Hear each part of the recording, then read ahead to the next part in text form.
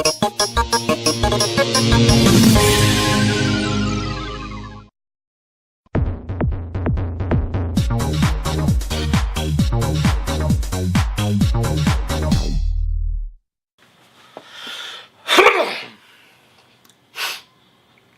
that a cough or a sneeze? Yes.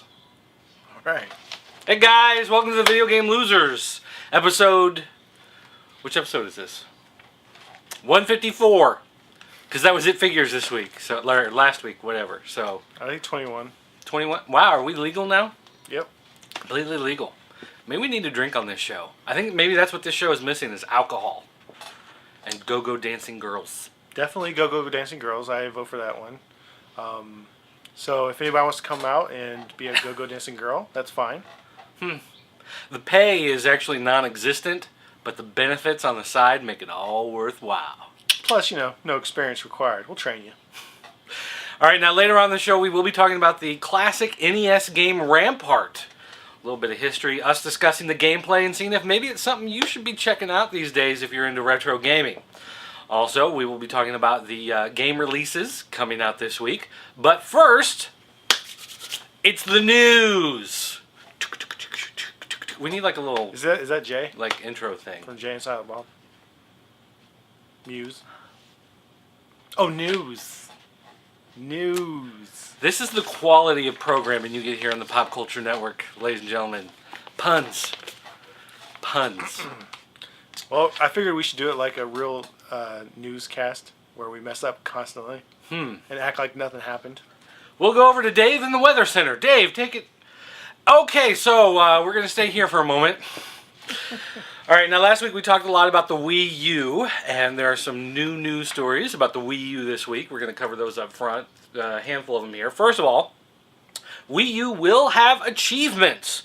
Those of you who have grown to love achievements on the 360 or your trophies on the PlayStation 3, the Wii U will have them. However, Nintendo has said that they are not mandatory for developers. If they want to make them, there's an infrastructure there. However, they themselves are really not that worried about it, and, you know, if people don't want to do those at all, then they don't have to. Hey, that's the achievements is that little Bob, you know, box arena goes, oh, yeah, you did that. I'm like, yeah, whatever. And they're always the dumbest thing. It's like, bing, you started the game. Here's 10 points. Like, what? Like, this is the dumbest thing. Yeah, it doesn't even matter. It doesn't mean nothing. Make it mean something, and then I'll care. Also, Reggie Fils-Aimé announced that there will be changes coming to the friend code system. Now, of course, currently, the way it works on the Wii U, or on the Wii, sorry, and on the 3DS, the DS, and whatever else, you have to put in a long string of numbers that represent your friend. Your friend has to put in a long string of numbers that represent you, and when you've both entered codes, you can match up and play online. Of course, you have to do it for every single game separately, which is why it really sucks. Yeah. You didn't know that? No, I've never done it. Well, the way they're doing it with the Wii U is they're going to make it simpler. Obviously, you would just put in the code for your friend, and you kind of connect.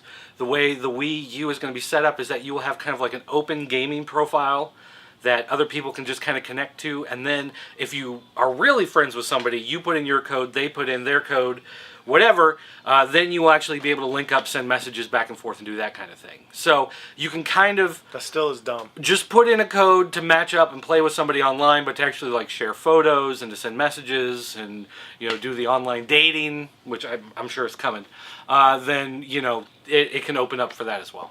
Poke Park dating. I'd date a Poke Park. Like the whole what? Yeah. Yeah, okay. Alright, let's see, what else from Nintendo? There was a news report came out last week that the Wii U will support 2 gamepads, but Nintendo has said that that is something that will not happen at launch. That's something you have to develop, you know, you have to code extra for that. So a lot of the launch titles are already, you know, finalized, ready to go, whatever. So those will not have that functionality. That's something that you'll see in other games coming out down the line. Now that they've had a chance to actually see the code, and they'll be able to implement and get into that. When you're making a system, realize that people like to play with other people in the same location. I don't know, a lot of people seem to like playing with themselves. Did you ever play chat roulette? I love playing with myself. Let's see. Wii U has been designed to allow free-for-play and microtransactions. That's something that the original Wii wasn't really set up for, and they tried to implement a little bit of that style of stuff with downloadable content, but really didn't seem to work that well, and a lot of publishers didn't go for it on the Wii system. Well, now, Nintendo has said they have no plans for free-to-play games, but they have created the infrastructure for it. So, people who want to do that, they're going to have the ability, and people that want to do microtransactions, like paying the 99 cents for the horse armor and that type of upgrade system, It's important. that will be available. Keep your horse safe. Well, you don't want your horse to die. Oh. Be like Atreyu in the Swamp of Sadness. I mean, come on, what are you going to do? Too early. Too soon. And apparently, the president of Nintendo, Iwata, Satoru Iwata, however you pronounce that name, he actually said that the idea of the tablet controller was almost scrapped from the Wii U because it was too cost prohibitive, and they didn't want to sell something that was going to be too expensive. However, they've been able to develop the technology to release it at a reasonable price when the system launches this fall. Of course, the price has not been announced. The rumor coming out of E3 was $299.95, so we'll just have to see what happens in that To space. which his aide turned to him and said, "We always release expensive stuff." Well, you know, the thing is, though, you can get a cheap tablet, you know, from Toys R Us for $99, $129. So if you figure they're basically taking the standard Wii U and adding a better processor and a better graphics chip to it, and then adding this tablet controller, I mean, you're basically, what are they selling the consoles for now? I mean, really, what's the cost on making a Wii? Right now they're about $130, $150. Yeah, I mean, if that. So $299 for taking a slightly upgraded HD version of the Wii and then adding a tablet controller. $299 may actually be a reasonable price for that. I disagree. I want it for less. We're going downer on prices on Wii U. And I want a free onion. You know, the problem is, how many parents are going to buy the Wii U for their kids thinking they're giving them a college education? I mean, really. Or thinking that, hey, you two can play together. Oh, but you can't. That's going to be an issue. Why couldn't you? We got one controller. Well, yeah, but the one controller would only do one part of the game, and then it also supports the Wii modes for regular games, regular second players. Who's going to use a regular Wii mode? Well, because a lot of the multiplayer games are set up so that one person sees what's happening on this screen. Okay, and Johnny, people are you working. get the awesome controller. The rest of you kids, you get the stupid... Have you never heard of taking turns? I have a daughter, and I can tell you right now, no way that's going to... Okay, well, in your house, the daughter will always get the nice controller. In my house, my two kids will take turns back and forth on who gets to use the good controller. Without issue. That's assuming I buy one. Anyway. You know. Have you ever wanted to be killed by Sam Fisher, the guy from Splinter Cell?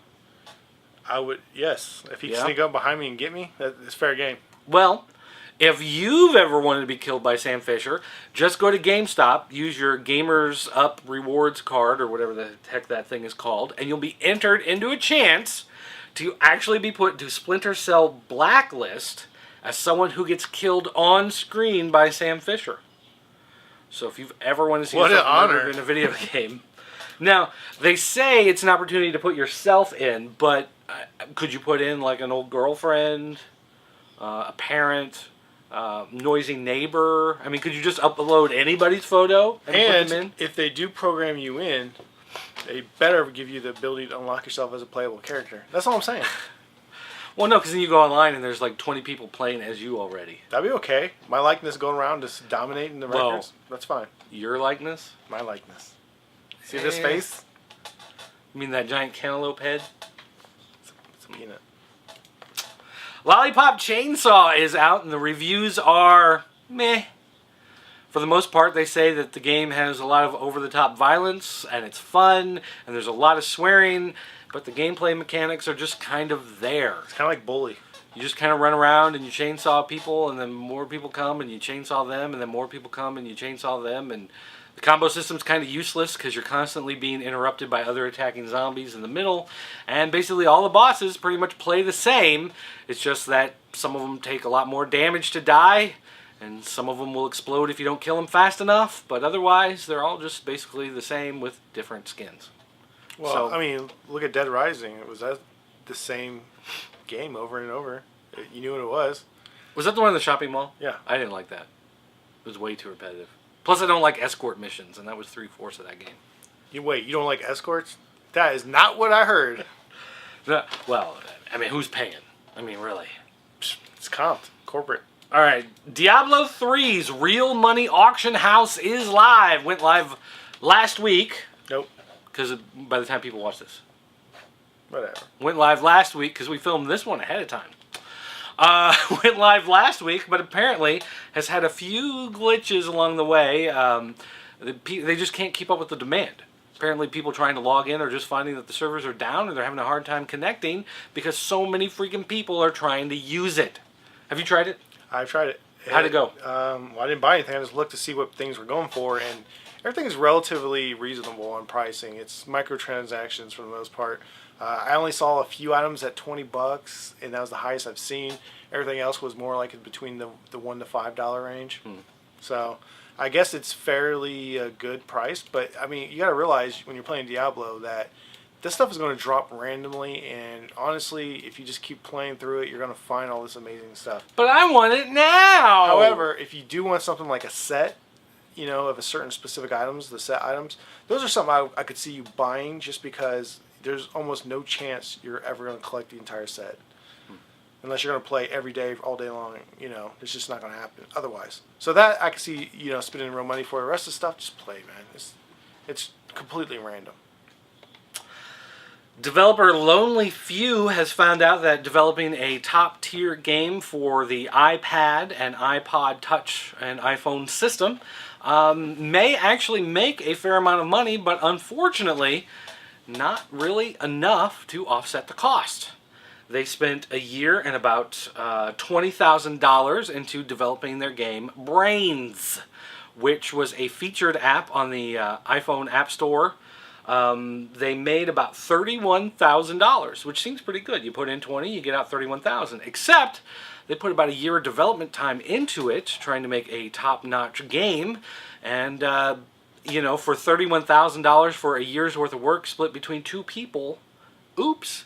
Because, of course, you also have to take into account paying things like the taxes, paying for Apple's software development kit, all that type of stuff. And they've found out the hard lesson that really, in order to make money in Apple's App Store, you basically just pump stuff out as fast as you can, and you don't really worry that much about making it high quality.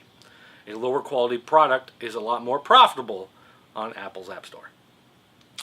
So raise the price.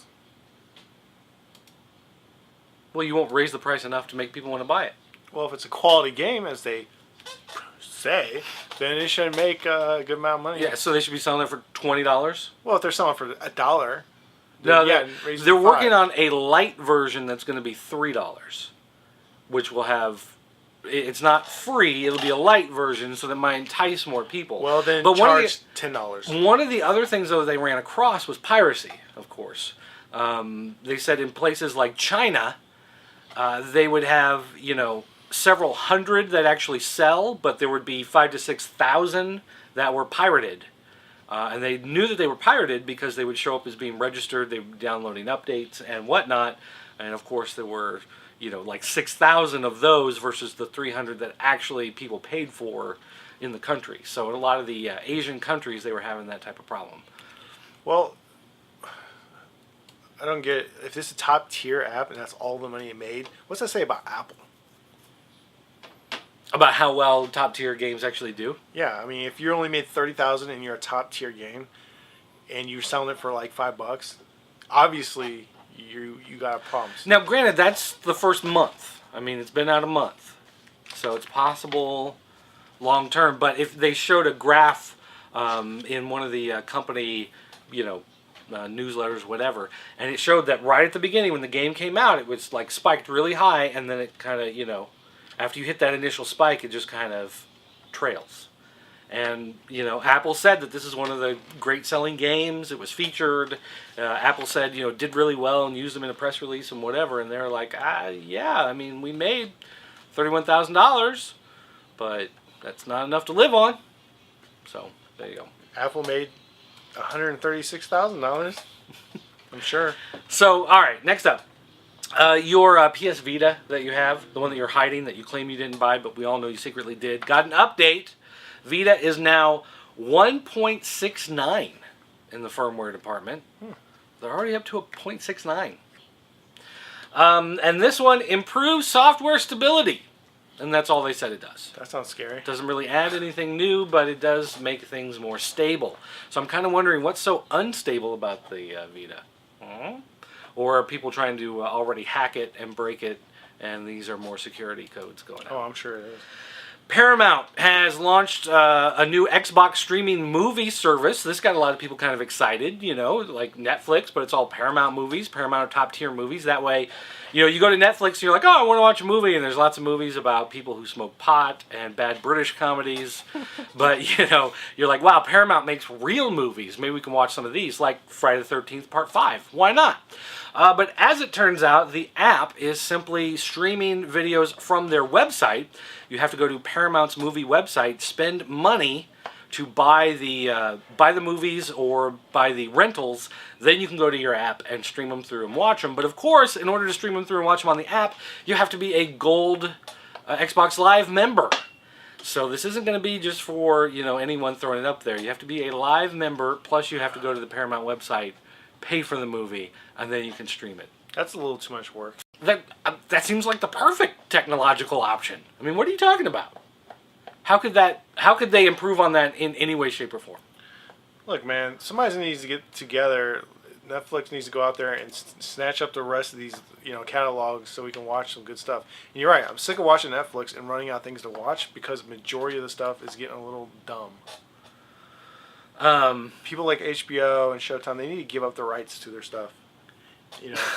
Need to give up the rights to their or stuff. Netflix needs to pay them. I'll pay a little more than my $8 a month. I don't care. You know, they had the deal with HBO and HBO or Stars, I guess it was. They had the deal with Stars, and then after a year, Stars decided they didn't want to continue it because Stars said they weren't making as much through Netflix, paying that one price pays for all, versus what they get on the you know, on-demand rentals and for people just signing up for the Stars channels. You know, I would pay more for Netflix. I think $8 is really cheap. If you don't have Netflix for $8, something's wrong with I'd be willing to go up to $15 if there were more top-tier movies, and B, they would fix their freaking GUI, because they have the absolute dirt worst user interaction that I've seen in like any app. Like, why do I have to go to a category called Screwball Office Comedies of the 80s to find a movie instead of being able to go to, you know, R and look at the movies under R? Why can't I separate just movies and TV shows and go down an alphabetical list? Why can't I just pull up a studio? Say I want to watch something from New Line Cinema, pull up New Line Cinema or Warner Brothers, or, you know, why do we have to go through all these stupid, like Netflix? I don't want you to sort my stuff. Like, I'm not an Apple user. I know how to use technology. I know how to find things.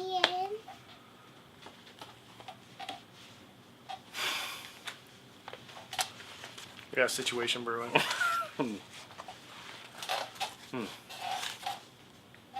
That's what's going down right now during the news segment. That's like a weird chest burster scene from Alien.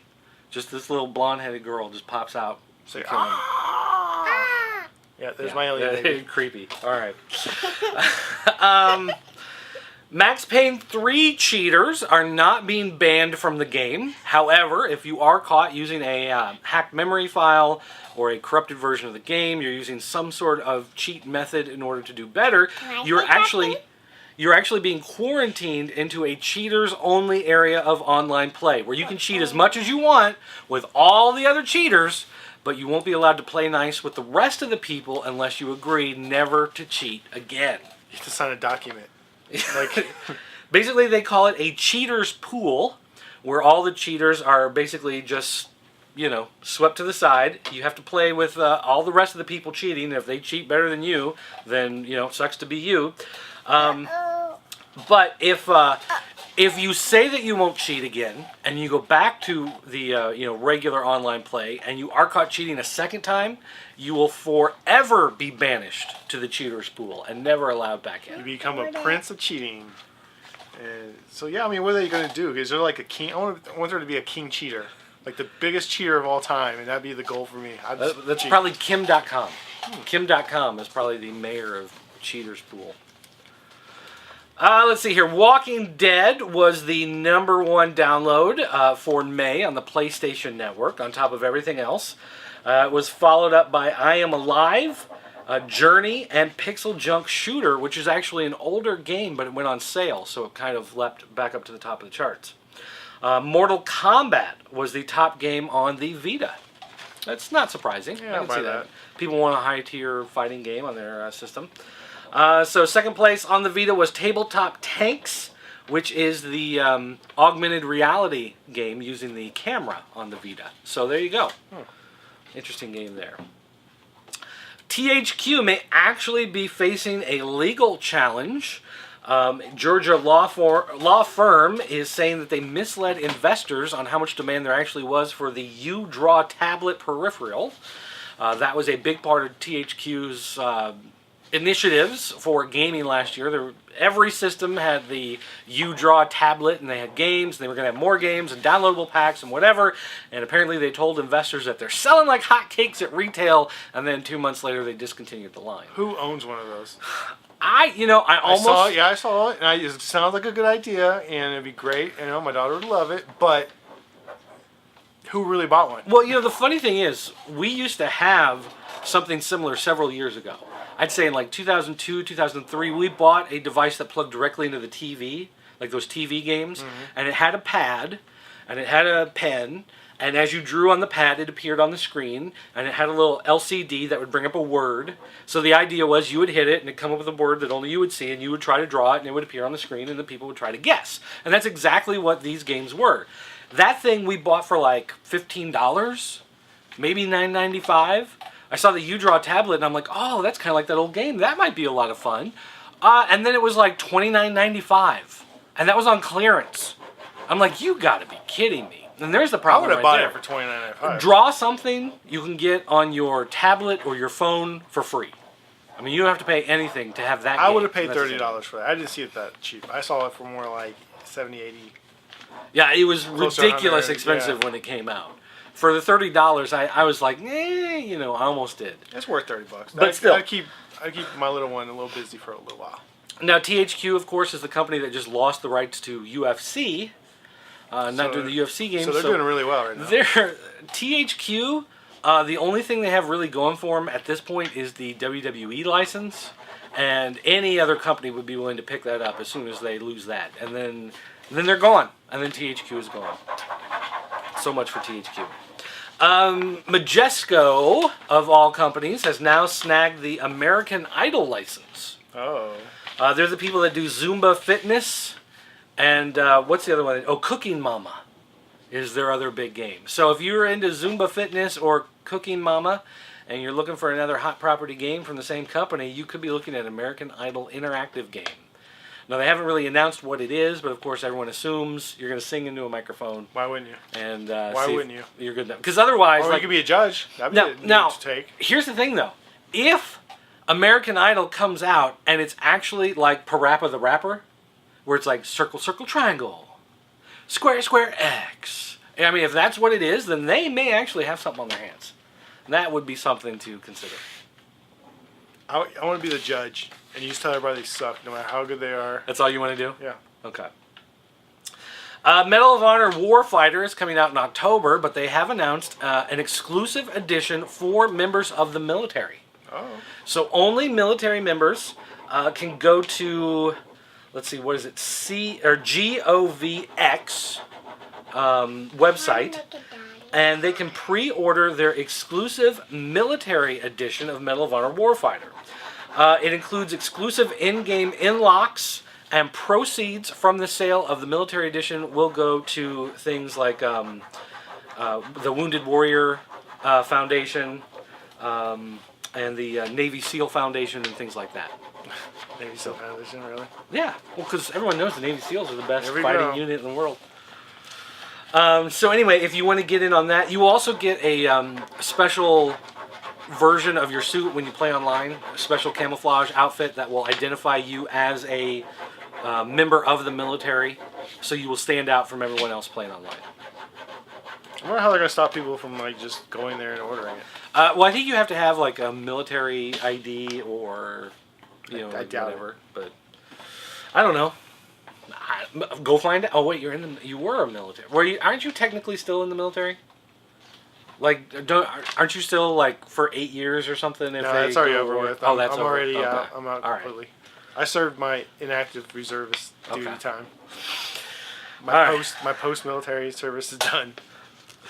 I remember that one time some guy came in and he was a Marine, and you were like, "Oh yeah, I used to be a Marine too," and he's like, "You're never used to be a Marine. You're always a Marine." And you were like, "Ah, yeah." Yeah, I know. Okay, I know the whole clan, and we're a bunch of cultists. But once you go Scientology, you never go back. And we've got artwork here. Show off the artwork, because this is game news. What am I looking at, Rylan? What is this? What is this picture? Hey,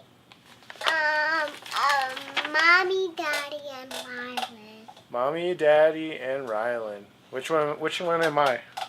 Which one am I? Which one? None. Which one? Oh, I'm not. Which one is me? I said Mommy, Daddy, and me. Which one is me? I'll show you. We'll point to it. Which one? That one. Okay. Okay, so that's me. Oh, you're the one with the big eyes. So I mean, No. Yeah. Dead on. uncanny. Good job. You're the one with the big eyes. All right. All right. Good guys. Next And up. I am. All right, a new game has been announced at E3. Didn't get a whole lot of press, but now people are starting to sit up and take notice. This is called Ogarthm, and it's basically a rhythm music game combined with a real-time strategy. Can I have another? Now, so people who are fans of games, like I just spoke of Parappa the Rapper, that's one of those real-time rhythm games. Games like Amplitude, Frequency, things like that. Guitar Hero kind of took it to the next step using the guitar peripheral, but that's the idea of those, rhythm games. And real-time strategy. And it's basically described as players control a giant strutting god who follows a predetermined path through each level. The god has the ability to direct elemental troops representing earth, water, and fire to fight enemy troops who are also elemental. You have to attack with the element that those other elements are weakest against.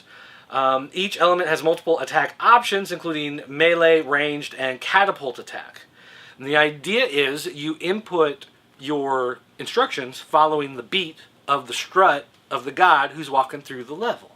So in order for your attacks and combos to be successful, you gotta open the menu, select your attack, send it out, to try, tell them where to go.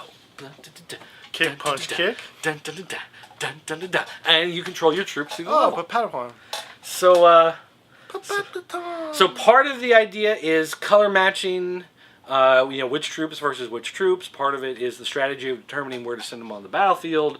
And then part of it is just the fact of keeping time with the rhythm. That game's been done. Game's been done. Yeah, there's Papavon. I don't even know how to pronounce Well, yeah, but that one didn't it. have... 1, 2, and 3. But that didn't have an overhead view sending your troops to different parts of the map. We're doing that with the tower defense style game. So it's just a new twist on the old game. Did you ever play the original Syndicate game? Yes, loved it. Did you play the new Syndicate game? No. Yeah, and that's the problem. Apparently, EA says that the Syndicate reboot wasn't worth the time and money they invested into it. Got good reviews, but nobody bought it. It wasn't like the original game. That's the problem. They did say, however, that the SSX reboot from earlier this year did do quite well. So you'll probably see more SSX. You probably won't see any more Syndicate for another generation. And they said the way some of them work and the way some of them don't, there may be some other old stuff that they go back to from time to time. But, right now they know that Syndicate just didn't do it. Someone dropped the ball. They didn't do a good job. They turned into a shooter. And we got enough of that. Wait, you're saying there's enough games, their first-person view, where you fire a gun at somebody? Look, you can't take a strategy game that was kind of awesome and turn it into a shooter. They did that with the Command & Conquer thing. Renegades didn't go very well. That was my favorite Command & Conquer. Didn't go well. All right, next up, those of you hoping to play Last of Us soon are out of luck because the game's been moved to 2013. Debuted earlier this year with a trailer that looked amazing about people living in this post-apocalyptic New York City, fighting off the other mutants with their brutal fighting system we spoke of last week. Well, now it's been officially announced that the game has slid into next year. So on the one hand, it sucks because you have to wait longer, but on the other hand, it just means they're putting that much more emphasis on getting it right, which hopefully will pay off in the long term. Another game, though, that's been languishing in development for a long time and things don't look good for is Thief 4. Thief 4 has been in development almost 4 years. And granted, that's about as long as the same studio spent on Deus Ex Human Revolution. So you would hope that, they just take their time making games. Problem is, Paul Weir, the audio director and composer, has left Eidos Montreal. Lead level designer has left. Senior concept artists have left. Senior technical level designer has left. Senior animator has left. And another senior level designer has left. So it's like Pop Culture Network, but in a game. So, now one guy who still currently works at Eidos Montreal has said that he actually developed the final level himself, so hopefully that means that the game will see the light of day, but it doesn't look good when pretty much everybody else who's working on the title is just leaving. It's possible the game is almost done, the guy's like, I got all the music done, it's time to leave, but a lot of times they stick around until the game actually launches because they get a better payoff. So it's not a good sign that they're just... I never liked Thief all that much anyways. So, whatever. Yeah, I mean, it was a PC. Like, who's going to play a game on the PC? I mean, really? A game on the computer? Look, I got spreadsheets to work on. I got documents I got to type. If I'm going to game, I'm gaming on my Sega CD. Look at you name-dropping documents. You're not that smart. Spreadsheets. Tax tables. All right, final piece of news here. Final news, we're almost done, is that May NPD sales are in, and this time, for the first time ever, they are tracking game sales at Walmart and adding Walmart into the mix. And, of course, the game on top, number one, Diablo 3, by a pretty wide margin. Of course. It's awesome. Software sales of new physical media saw less of a drop compared to May of last year. However, the DS or the 3DS was the only system that is still on growth. Basically, all other hardware systems have plummeted compared to May of last year, which I mean makes sense. I see that. There's new consoles in the works, and the other ones have had long shelf life, so most people who are going to have them already have them. 3DS is new, the Wii U is coming, so nobody's buying the Wii. Just kind of makes sense. I heard that. But for instance, Modern Warfare 3 fell out of the top of the list. Battlefield 3 has fallen out of the top of the list. Basically, your top 3 games are Diablo 3, Max Payne 3, and Ghost Recon Future Soldier, if you can imagine. That's kind of weird. Prototype 2, NBA 2K3, Modern Warfare 3, Sniper Elite version 2, Battlefield 3, Dragon's Dogma, and Just Dance 3 make up the last of the... And we'll call that NBA 2K12, not 3. 2K3. Did I say 2K3? Yes, you did. Well, NBA 2K3 was an awesome game. Although they just missed the Dreamcast. Dreamcast just shut down and they had to move on. That was pretty sad. Bigger and better things. Can you really get bigger and better than the Dreamcast? I mean, that thing ran Windows CE. I mean, that's a workhorse machine. Almost as powerful as those laptops you buy for $99 at CVS Pharmacy. So we just got another picture in. Oh, it's the alphabet. It's the alphabet, but it's done almost like a Ouija board. So ooh, creepy. My daughter might be possessed. Thank you. Devil child. All right, well, that's going to do it for the news. We're going to take a quick commercial break, and then when we come back, we're going to talk about the new game releases coming out tomorrow. Oh, yeah. Guys, thank you for watching our videos on the Pop Culture Network. We do hope that you'll help support us by visiting shoppcn.com, where you'll find all these amazing toys, comic books, DVDs, video games, random geek goodness, all brought to you at an incredibly great price. Every dollar you spend helps contribute to the Pop Culture Network. Hamburger. Okay, we're back. All right, let's get ready to talk about this week's game releases. So what is this, like just after Father's Day week? for all you dads out there. So hopefully you got something good. If you didn't, you might want to tell your ungrateful children to go out and buy you one of these games. Wait, yesterday was Father's Day? Sure. Oh, man! Did you get screwed? I completely forgot to ask my kids what they got me. Did you get screwed? Yeah, apparently. Oh, man, I hate that. I hope I got something good. I don't know. No, they made me picture frames. That's cool. So I've got these nice, wonderful blue picture frames that say Dad on them to put pictures in. It came with pictures of them, but what am I going to do with those? I mean, really. So anyways, here's the games that are coming out this week. Up first, for the PC, we have the Dark Eye Chains of Satanav. I don't know how to pronounce it. It's for the PC, and it is basically a point-and-click adventure from the makers of Whisper World. Oh, Whisper World! So it's just a dark, cartoonish, something you might see on Adult Swim point-and-click adventure. Is there swearing? Yep. Is there nudity? Yep. Fantastic. Probably. Is there implied drug use? I don't know. It's really not that big deal. If you care about it, you're watching the video. If you don't, whatever. Up next for the PC and the 360, we do have Magic the Gathering Duels of the Planewalkers 2013. Now, this is more or less the same game that's been released previously with the updated decks and a little bit changes in the gameplay, a little updated versions, nothing major. If you loved the game previously, you're still going to love this one. You're getting the next edition. It's kind of like a sports title. You're just getting the next year's edition. So, there you go. Another major release coming out this week for pretty much every platform, the Wii, DS, 360, PS3, and the Vita, is LEGO Batman 2 DC Superheroes. Yeah. Now, if you've been collecting any of the LEGO DC toys, you've been seeing the preview coming out for this game for quite some time.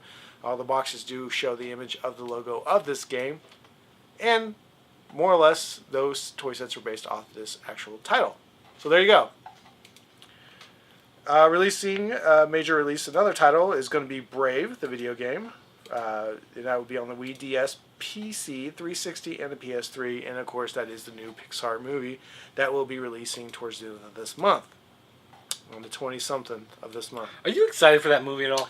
We're going to go watch it because, we like taking our daughter to the movie theaters and nothing's important's come out, recently. I'm just, since Toy Story 3 was great, but other than that, Pixar, the last few movies are just That's why we're going to give it a chance, because it is our Pixar movie, and the theme is kind of weird, but I'll go with it. And it kind of just came out of the blue, honestly, because now you've seen toys and all this merchandise all over the place, so I'm like, what is that? And then I see the previews, and I'm like, whatever, we'll watch it. I don't need a man! That's the name of that movie. Up next for the 360, we do have a game called Clan of Champions. And this is basically a hardcore action game. It's multiplayer and is basically off the fantasy theme for the 360. So you'll be able to go in there with some swords and knives and battle it out old school style.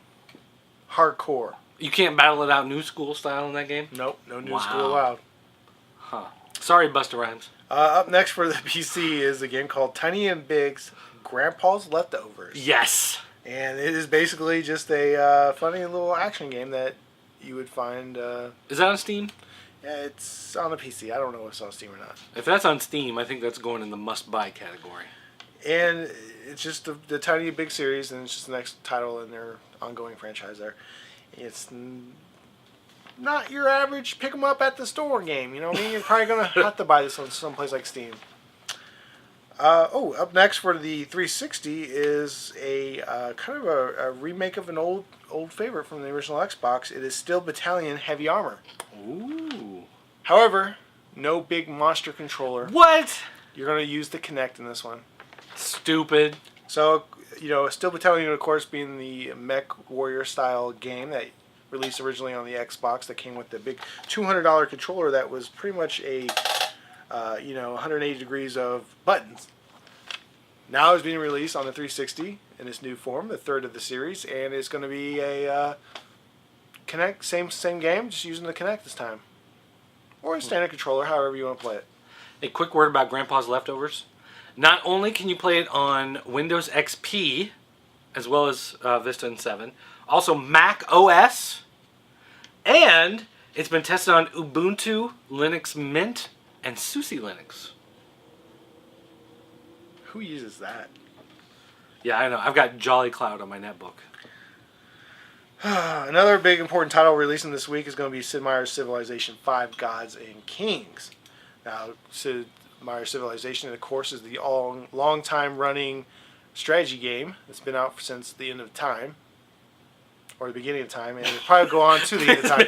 I'm sorry, I'm just thinking the end of time's only a couple more months anyways, and the Mayan calendar we're dead. You're thinking about how time loops. You get to the end of time, everything collapses, it's reborn, and then time starts all over again. Time is an infinite loop. I don't know if you're aware of that. I don't know if you're aware of that, but you get to the end of time and time starts over. That's just... How you know? You've never been there. Hey, we've all been there. Oh, stop. It loops. Stopwatches. It all loops. Anyways, so that game has been released on the PC, and of course, if you are familiar with that series, same thing. Just updated. Up next for the PC, another PC game here, we got a game called Roller Coaster Rampage. Now, if you... well, this one's kind of funny, because if you actually played the roller coaster theme park games... Roller Coaster Tycoon? Yeah, this is more or less taking that idea of the roller coaster aspect of it, but doing it in real time. So your roller coaster just takes off, and you're building the tracks quickly as the cart is rolling through. And the cart's going crazy, busting through the park and doing weird flips and stuff, and you're just building the track however you want. And then you can replay it in the first person, of course, and run your own track. But it's kind of going at the same pace as you're building, so it kind of gives a new challenge to the idea. See, I was hoping, you said Rampage. I was hoping there'd be like the giant lizard, the giant monkey, the giant werewolf lady, but, I mean, and you'd be smacking the building, smacking the... From the video here, you see you're building the track as it's going really fast, and you're smashing up your other parts of the park. I really don't think you're building the park here. It's more or less just this roller coaster aspect. And I don't know how much fun this will be up for beyond the first hour. Well, that also doesn't work really for, like, say, Ferris wheel, where it's like the car starts moving up and you got to keep building that circle. You know, I mean. Well, yeah. Well, of course, this just being a roller coaster vantage point. And finally, for the DS, the last title we have for this week is the Pokemon Conquest game. And of course, this will be the turn-based strategy game that is similar to all those old great games such as Nogabunga's Ambition. I can never pronounce that right. I don't know how to pronounce it either. I'm just making that's pretty good though. But yeah, that game is a turn-based strategy game. You get your little rulers and you got little sections of the map, and then of course they're incorporated the Pokemon into the service of those generals and rulers. So kind of a twist of both games into one. May be really awesome or may suck a lot, but that's 3DS, right? It is just the regular DS. Oh, no 3D. So that should be a fun title to check out. I bet you that game will keep a high value for a long time, and may probably raise in high, because that's going to be one of those weird side games that probably no one buys right away, and then 10 years people are like, oh, what happened to that weird Pokemon with the generals thing? And yeah. So you might want to buy that game, because I'm pretty sure that'll be a safe investment. And there you go. That is the games for this after this post Father's Day week. Picture frames. So go tell your children to buy you some games. You really want that Brave. All right, let's go ahead and jump into the fan corner now. First question here is from good buddy Orko. He says, hey guys, now I know you're sick of me mentioning Smash Brothers, but my question is related. Do you think there would be much appeal to a story-based Smash Brothers game? I know Brawl had some story elements, but I'm talking a whole game being story-based and throwing out the fighter element. Something like the Kingdom Hearts kind of concept. So basically, instead of having a fighting game, you have all of these random Nintendo characters. But that wouldn't be the same game, though. Yeah, exactly. So would it work, or would it be like that Tekken game where they had that Sophia chick or whoever it was running around on her own? It would. If you're just saying, can we make a game that is... Or Sub-Zero mythology. An RPG that uses all the Nintendo characters? Yeah, awesome. Do that. But if you're saying, can we make Super Smash Brothers still work in that kind of game? I don't see it. It just changes the gameplay too much that it's not appealing to the people who love the Super Smash Brothers games for the fact that you just jump in, smash the characters, and roll out. It's pretty much a casual play as you want kind of game, where this would actually require somebody to sit down, take their Ritalin medicine, and watch what's going down. Well, yeah, I mean, plus, people who like Super Smash Brothers are already attuned to substandard gameplay. And when you put them a game that actually has storyline, you have to think, you have to pay attention, and it actually makes sense in the long run, they're just going to have no idea what's going on. Hey, you can't teach quantum mechanics to a kindergartner. That's all I'm gonna say. All right, next up, the Burger General says, "Hello, boils and ghouls." Yeah, she is a monster. If every console was about to be wiped from existence and you had the opportunity to save only one, which would it be? And don't give me none of that N64 love. The only thing that could make that console worse is if it could transform into an Autobot. I agree completely with that statement. I have no love for the 64 at all. None? Period. I hate that controller. There's not one game on there that I would be like, we need that. Star game. Fox was a good game, although you can just play. It's a good game on every system that it came out on. It's Who can play other cares? versions of 64 can be burnt from the records and never be mentioned again, and I'll be okay with it. A lot of the good 64 games were reborn on the Game Boy Advance, or not 64. I'm thinking Super Nintendo. I was about to go off on something there that makes absolutely no sense. Well, let me just segue back into the question and say that if I had to pick a system, Super Nintendo. That's the one system I cannot live without. Best games. Is it a cheat to say the arcade? That was my favorite system, the arcade. The whole entire arcade. Like the idea of going into a place where people were smoking, it was dimly lit, you'd put in a quarter and you'd play a game. That's what I'm looking for. Is an arcade I guess a platform? Right. Yeah, so arcade for you, but yeah, I gotta say the Super Nintendo was probably my all-time favorite system, and I still can plug it into the TV and play the games and go, these graphics aren't too terrible for 25 years old. Because the first real console that I went out on my own, bought when it was still new and super expensive with my own money, was the PlayStation, the first PlayStation. That was the one, because I had the other consoles before, but I either bought them used off a friend or my parents paid for them. The PlayStation was the first thing I went out and spent, $300 on or whatever it was at the time.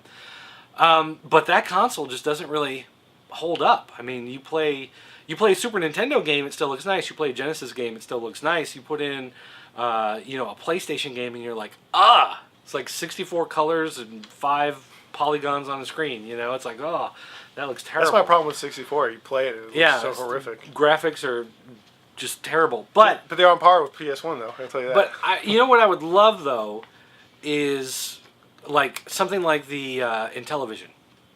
Like if I had an Intellivision and just the complete showing your age, the complete library of games, I think I'd be fine with that.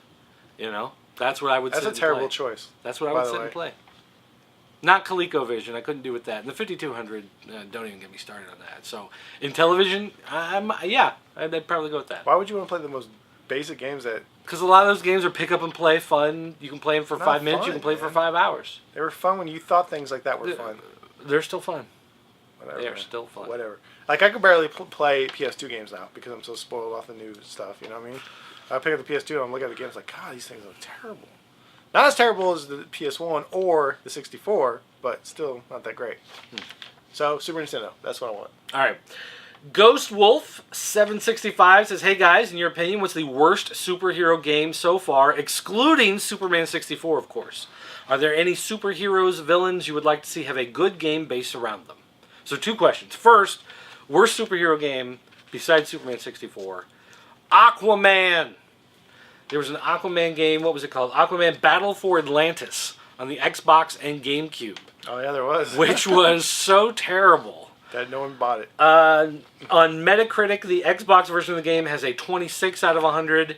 GameCube has a 27 out of 100. So apparently, GameCube is the version of the two you want to go with. I haven't even seen it on a GameCube. But... however, no. That's probably... I would go with that as probably the worst superhero game of all time. Because all the other superhero games... there were some... Superman on the 2600 was okay. Spider-Man was... it wasn't terrible. The Spider-Man games on PlayStation 1 are still alright. The Avengers game, that was an awesome game. The Avengers game in the arcade? Oh, yeah. Yeah, that was a lot of fun. And X-Men Children of the Atom was basically the same thing. That was super good, too. So for the most part, they've done okay. I mean, the ones that stand out as being terrible are the ones that stand out just in the history of video games as being terrible.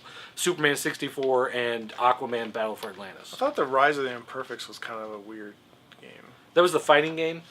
Yeah. The X-Men fighting game? No, it was beat 'em up. Yeah. Side-scroll beat 'em up. It was... Can't think of is that the one you're walking through the buildings and yeah? No, well, it's kind of like playing an arcade platformer, but it was on a PS2, GameCube, Xbox.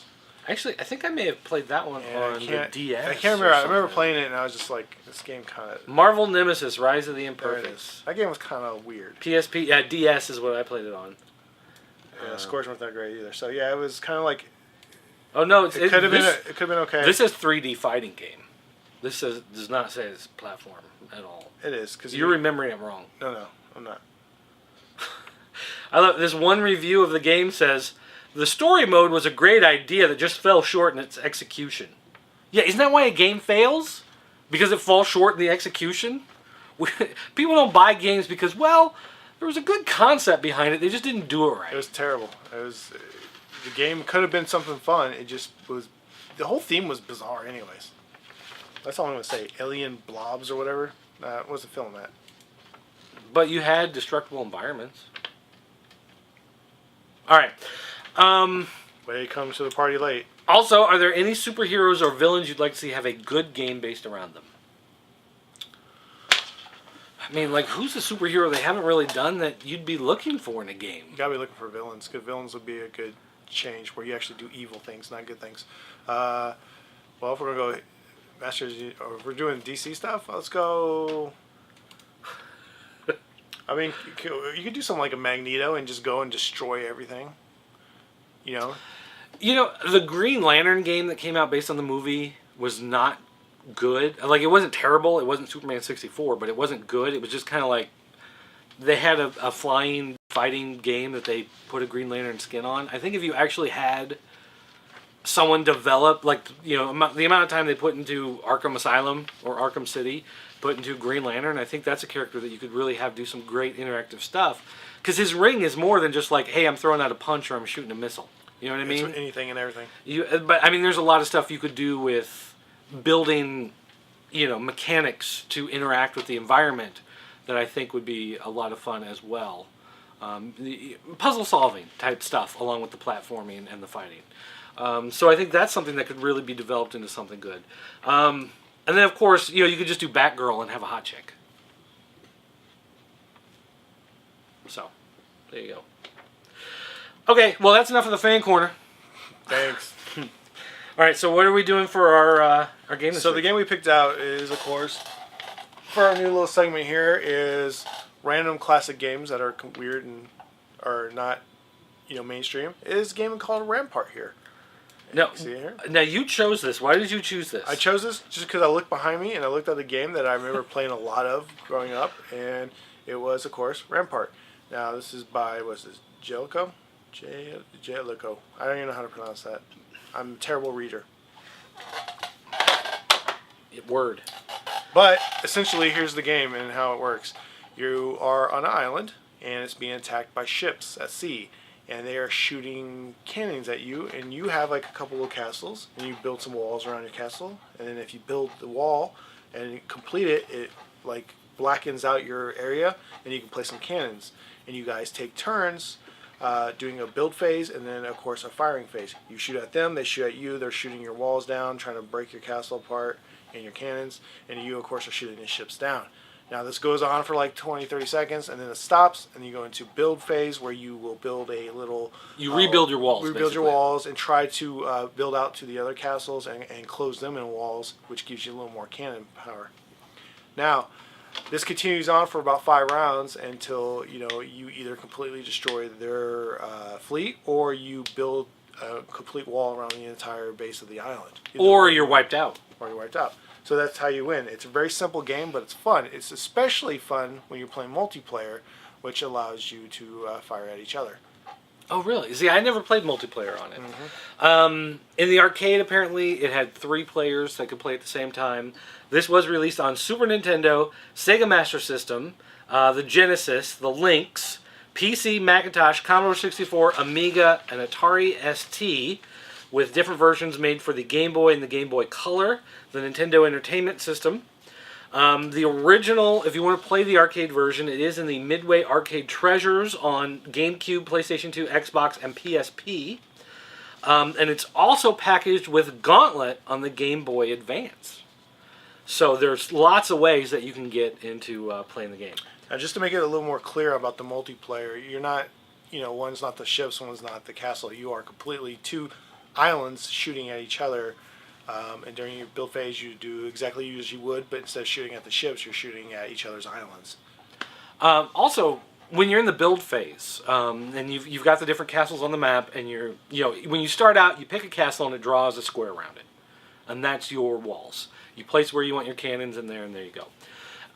The ships shoot at you, and it knocks down a bunch of the walls. So when you go back to your build phase, when you go to rebuild those walls, the game messes with you because it doesn't give you like just a cursor to redraw your walls. It gives you shapes. Kind of like Tetris style. Yeah, so suddenly, you're like, oh, I've got this one square here, but it gives you like an L shape. So you got to drop it in and have enough room between, the beach and where you're building your wall to be able to drop it in. And you can't rotate them or anything. Like, you have to use them the way they're given. You've got zigzags, you've got cross shapes, you've got whatever. So you end up building walls looking like this crazy, like, flattened octopus, whatever, because you've got these little pieces flipping off of it. And you have to hurry because you only have 20 seconds to complete your build phase before they start firing at you. So that's part of the key, is that you're being timed while you're doing each of these phases. So your attack phase is timed, your building phase is timed, and if you cannot redraw the wall around a castle and you have no castles that are completely surrounded, you automatically lose. So as you're running out on time, you're just quickly throwing down these pieces of wall, trying to at least enclose the area around one of them. Much less the idea that you're trying to enclose, the neighbor ones and build your kingdom to a bigger size. Now, of course, I found this game to be extremely easy, and was able to keep my castle completely built and destroy the fleet nearly every time. I don't think you found it as I can't get past like the third or fourth round. I mean, my problem is trying to juggle the idea of expanding my walls to grab another castle at the same time I'm trying to rebuild the ones from my attack. Plus, I'm really bad because when you shoot, when your cannons shoot at the invading ships, the ships are moving in the harbor. And when you shoot, you actually shoot as a volley.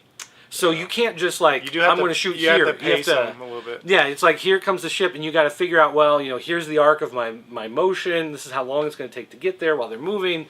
And I wasn't expecting that. It took me a while to really kind of get the hang of, leading the shots out. Yeah, I mean, you only have to lead them like one or two blocks out. And as far as claiming the castles, if you get greedy at the beginning and try to hurry up and take another area, you're gonna lose.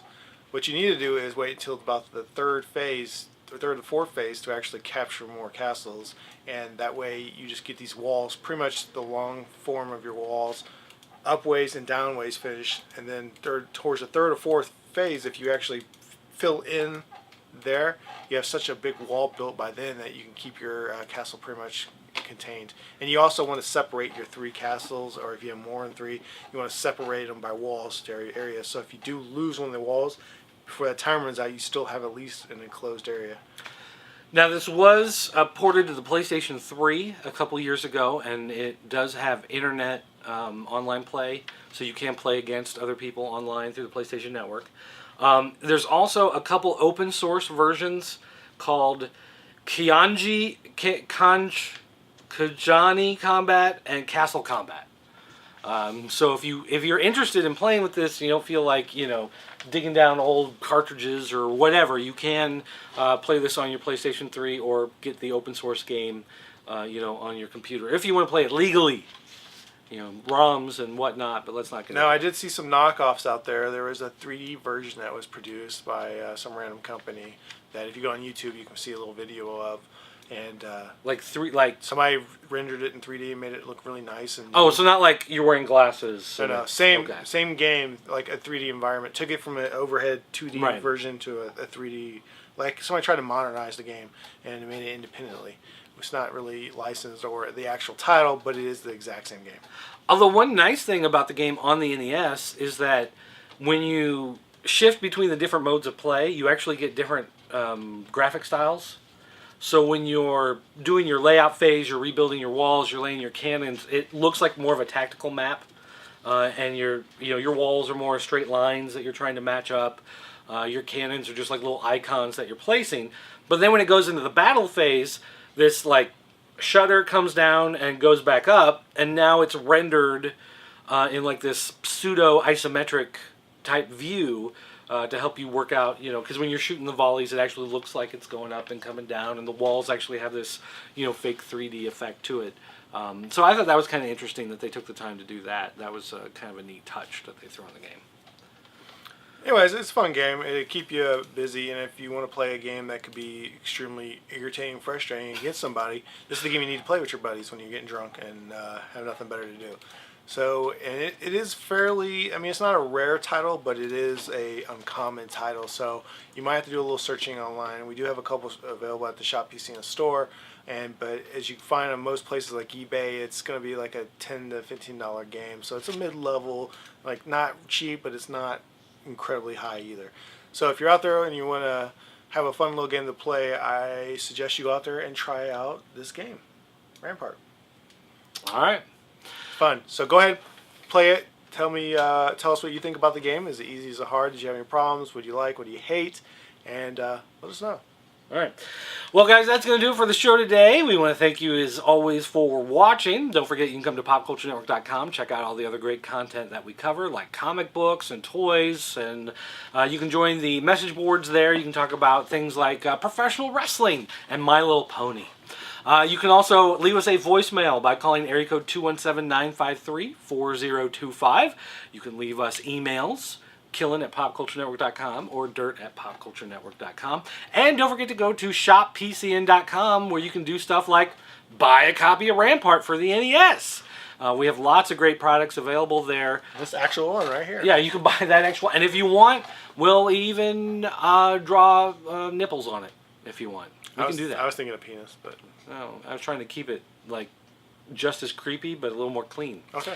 But you can order all that stuff there, and if you shopped there before, when you come back, you are going to have to basically re-register. We had to clean everything out, wiped everything out to make it look nice, get everything working again, give it that graphical overhaul that it needed to get this lean, mean, functioning machine. And so you want to buy stuff at shoppcn.com. Go there now. I demand it.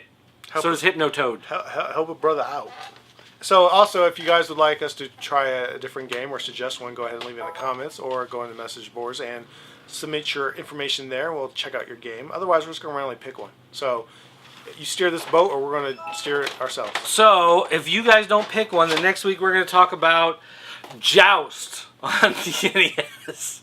Please, somebody, please. Really, Joust? Please. Yeah, Joust. That's what I got.